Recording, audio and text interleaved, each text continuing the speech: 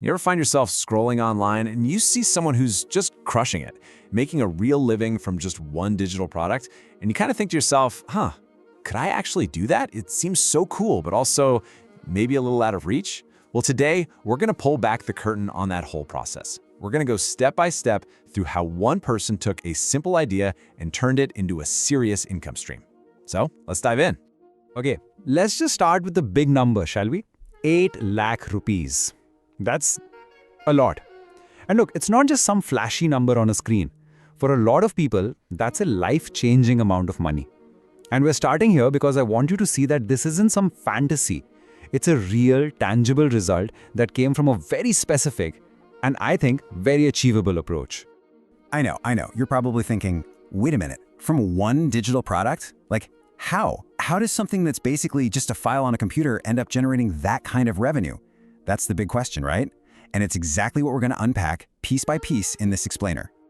Now let's get one thing straight. This is not just me showing off a success story. Think of this whole thing as a blueprint, a roadmap. It's a set of steps that you can actually take, adapt for your own ideas, and hopefully use to build your own thing. We're not just looking at what worked for me, we're looking at how it could work for you. All right, let's get to the most important part of this entire process, finding your niche. Seriously, this is everything. It's like building a house, right? You wouldn't just start putting up walls on a random patch of grass. No way.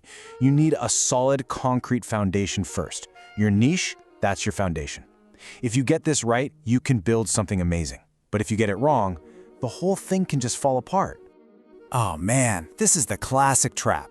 We're always told, follow your passion, which is great advice for a hobby. But for a business, passion is not enough. The real magic, the sweet spot, is finding where your passion overlaps with a real, painful problem that people are already trying to solve and are willing to pay for a solution. So how can you tell if your idea has legs? Well, this checklist pretty much nails it.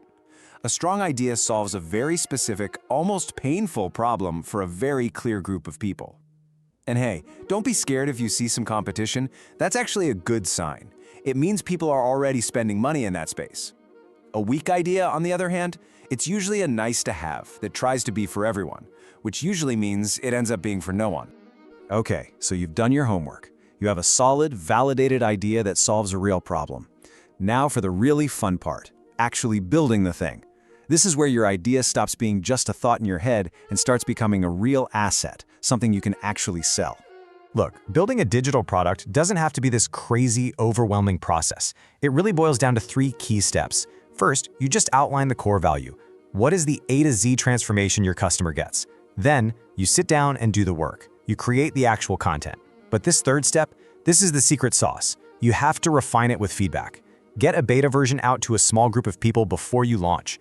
This is like a dress rehearsal, and trust me, it is absolutely essential. So you've poured your heart and soul into creating an amazing product. You're proud of it.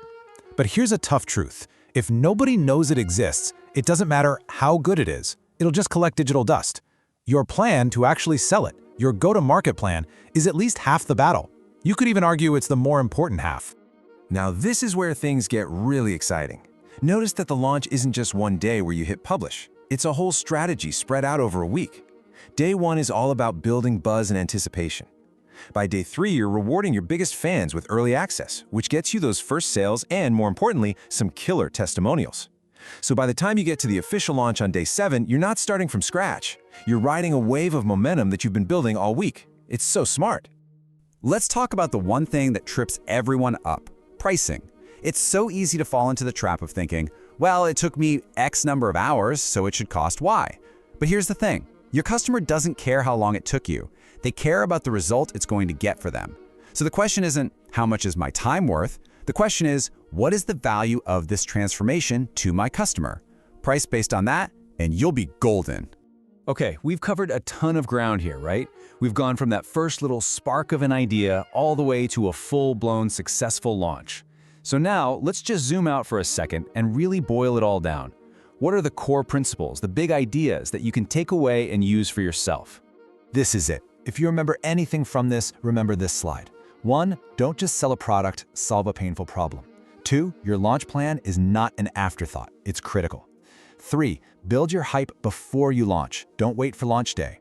4, price on the value and transformation you deliver, not the hours you worked. And finally, number 5, start small, make sure people actually want what you're selling, and then you can scale. This is the entire playbook right here. So there you have it. We've gone through the blueprint, the steps, the whole mindset. But you know, the most important part of this whole story is the part that hasn't been written yet, and that's your story. So I'm going to leave you with a question. What's the very first, small, actionable step you can take, maybe even today, to start building your own digital asset? The whole journey starts with that one single step. What's yours going to be?